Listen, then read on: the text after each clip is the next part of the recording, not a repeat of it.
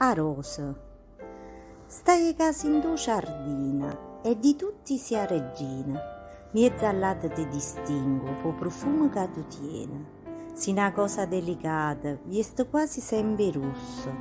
E qua veste chi ne spina, allontana i parassiti.